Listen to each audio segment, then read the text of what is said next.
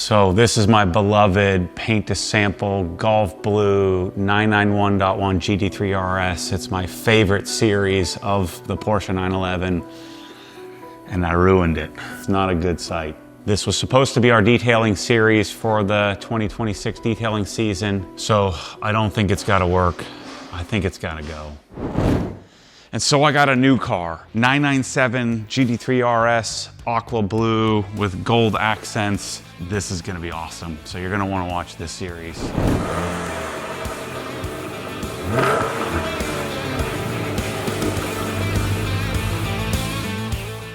So if you're new here, welcome to my studio, garage, sanctuary, favorite place in the world to be. This is at my HQ. It's in the back, sort of, I guess, right-hand corner of my roughly 30,000 square foot building, where we built this awesomeness, where I get to keep my cars and play and do projects like this, where we've got in-ground scissor lift. I've got two-post lift for doing modifications. I got every detailing thing you could ever want, every tool you can imagine. And then I even have an office desk set up where I spend, all my days, nights. I'm here on the weekends a lot.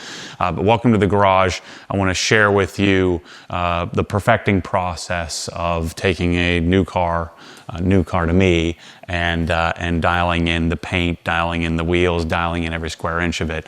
And so today's project, the very first thing to do is to what I call decontaminate the surface. So I want to get all the crunchies off the paint and get it prepared so that I can bring it back into this sanctuary here, my happy place, and then spend hours and hours and hours perfecting and correcting any little imperfections in this low mile, 10,000 mile car, but I want to dial in and make it perfect. So let's get started on that project here today.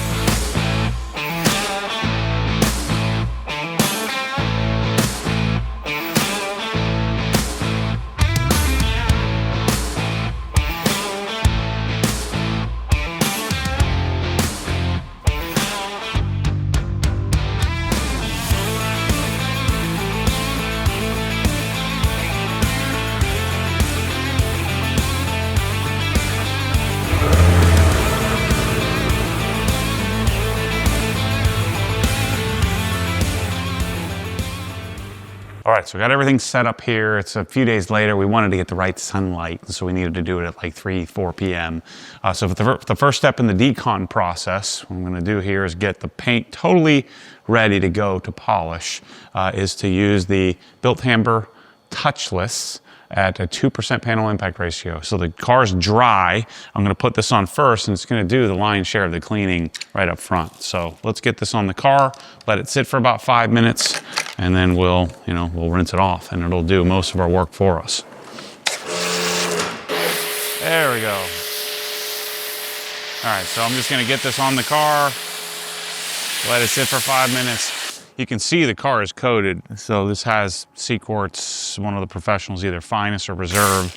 Been on it for, I think, 4 or 5 years now.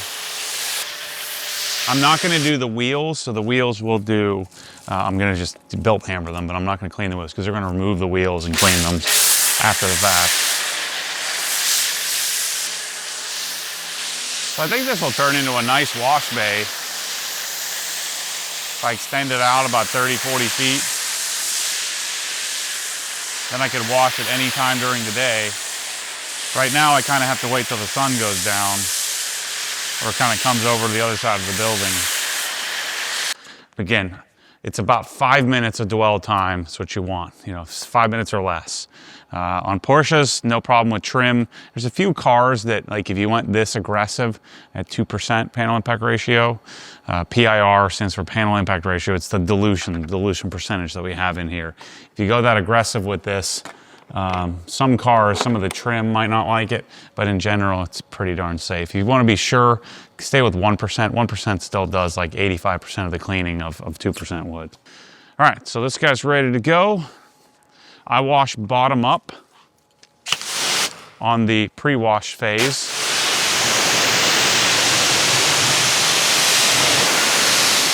So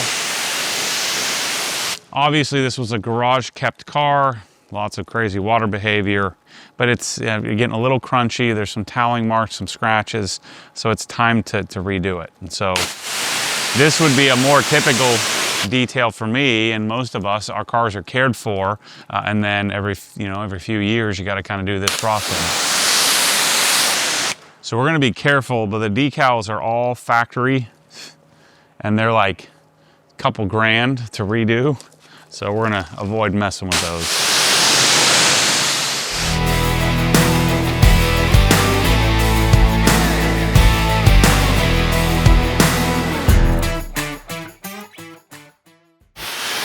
Okay, next step, decon soap. So remember, I have OG Decon soap. I put about 200 milliliters of soap in here. So we're going to get this on the surface of the car, and then we're going to do a contact wash.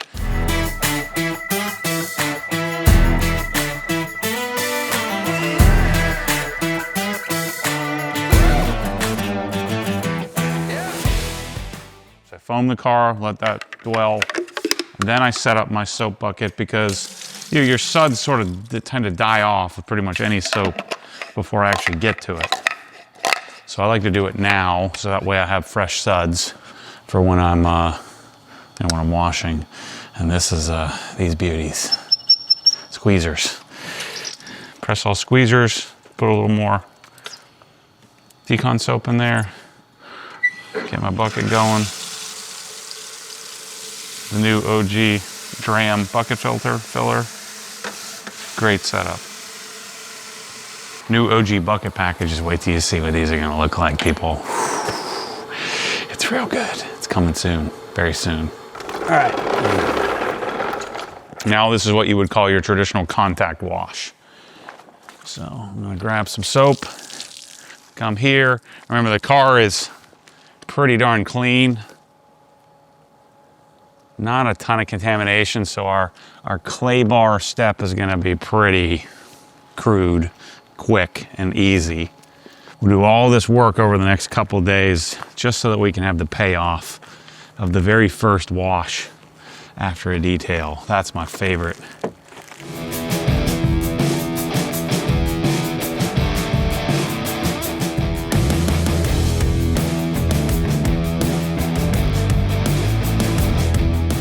Do first rinse. We're gonna have 3 rinses or 4 rinses. Pre-wash, decon wash, iron removal, clay bar. So we're gonna have 4 different sets of rinses on this puppy. The coating hasn't really held up very well on the front bumper here.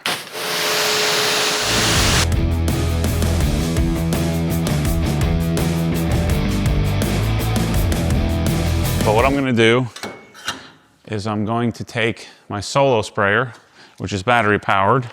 I've got my Corosol product in here, and I'm going to cover the whole surface. You could use a pump sprayer, you could use the regular Cressol sprayer. I'm going to hit the wheels while I'm at it too. And I'll use probably most of this 1,000 liters on the surface. And this will ensure that if there's any embedded iron, which there likely isn't, but if there was, from, this car's been to the track a few times, just driving around on the road, hanging out in the garage, if there's brake dust or rail dust, you can, end up getting iron embedded in the surface, and we want to break that down chemically. We don't want to be dislodging that iron. We don't want that iron sort of eating through the paint surface over time or breaking down, you're swelling your clear coat. So we want to make sure we get that off. This is kind of a step that matters to me more on a brand new, like a brand new car that came over, on a boat or rail car. Most of the time, I don't end up with iron. Although the last wash of the Sequoia had a bunch of iron on the back. If you're new here, yes, I like to clean cars. I like to perfect clean cars. So you can see it all over the surface. I don't see any iron anywhere, so my suspicions were correct. No iron. Okay, that's been sitting for, 5 minutes or so.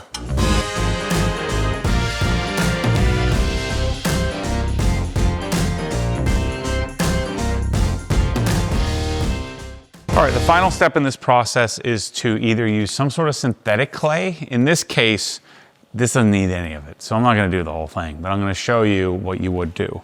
And I'm gonna show you the new to us here in the US, Built Hammers clay. So they have a soft, medium, and regular. And the amount of clay he gives you is pretty insane. Like, look how big this piece of, this chunk of clay is here. It's a big old chunk. It always comes with like a, I don't know if it's flour or talc powder or something like that, but you got a big old chunk. And you don't want to use that whole chunk, right? We want to take a section out of this. But let's just show you how you would do this. So let me get a chunk of each type. This makes me want to take a bite out of this. It looks really good. I'm going to spray some product on here and lubricate it. So this is the first one, which is regular. So if I were you, I'd just get all three. That's like a good thing to have in your cabinet. The difference between claying and synthetic scrubbing is clay is always going to do a better job. It's going to do a better job of removing surface contaminants. Ryan at Fine Detailing has a good video he just put up where he showed using an auto, clay scrubber on a pretty beat up car, a clay scrubber, and then he followed with regular clay, and there was still more dirt that showed up in the clay. So, you're generally going to be better served doing this. Now, I would argue that this clay, and I haven't checked this under a microscope, but clay is more abrasive. It's going to do more marring to the surface. And I never want to use a clay bar unless I'm going to polish afterwards. So the way you would use a clay bar is like so. No pressure. Just let it do its thing. Whenever you have a new piece of clay, you kind of have to break it in a little bit here, like this one. Let's see, now that's dirt from this here, yep. But I can't use too much lubrication. And what this will do is leave the surface nice and clean behind. This is medium. So I'm not sure medium versus regular. I would assume that regular is stiffer. Yeah, medium feels more pliable than regular.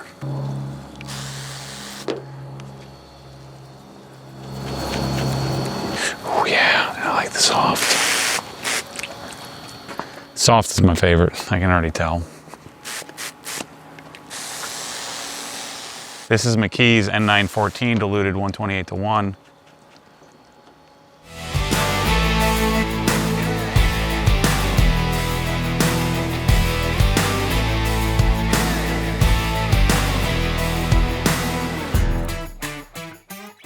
They're all pretty soft. This is my favorite. Okay, so if the car needed this, I would go through the whole thing. Clearly, doing it with this is quite a bit more work than doing it with a clay scrubber, bigger scrubber pad or a clay towel or something like that. But I'm telling you, this is gonna work much better. And what you'll do is you'll kind of fold it, knead it, spray product on it, just keep working it in as you kind of go around the surface. You're gonna, it's gonna change and form and conform to the area, but you're gonna conform it to the size that you need. You can use a big piece, small piece. The problem is if you drop this on the ground, you gotta throw it away. If you drop a clay scrubber on the ground, you could just, wash it off, dunk it in your bucket. All right, let me rinse that spot off, and we're gonna blow this puppy off and get it inside. Look at what the clay did there. See how the water's not beading up as much? So it did put a little bit of a dent in the coating's hydrophobics there. You don't want to clay if you don't have to. And I'm telling you, on this car, I don't have to. So it's good to go. I'm gonna now blow it off with my Ego 880 leaf blower.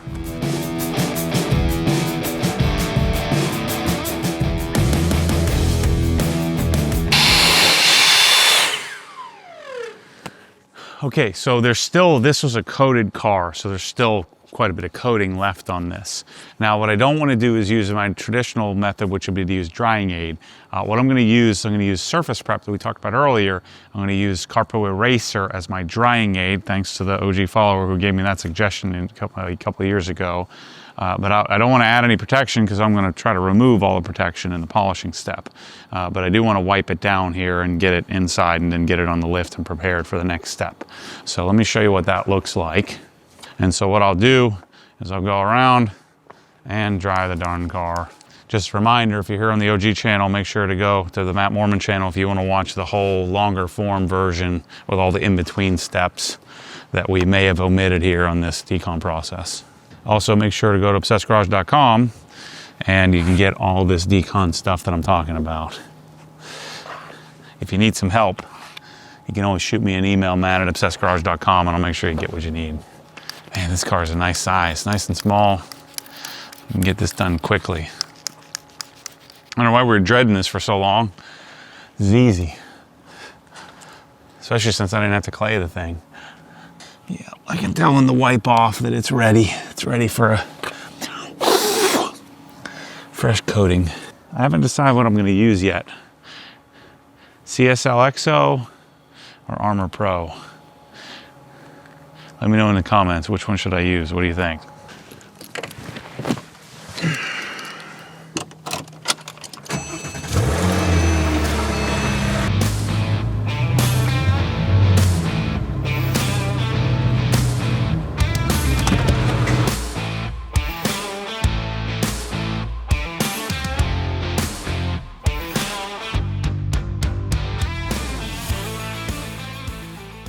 All right, so we got the car up in the air. That's a wrap for this video here today.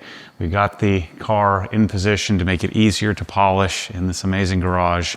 The next video in this series is gonna be, I think it'd be fair to make a comparison while we're improving the quality of the paint.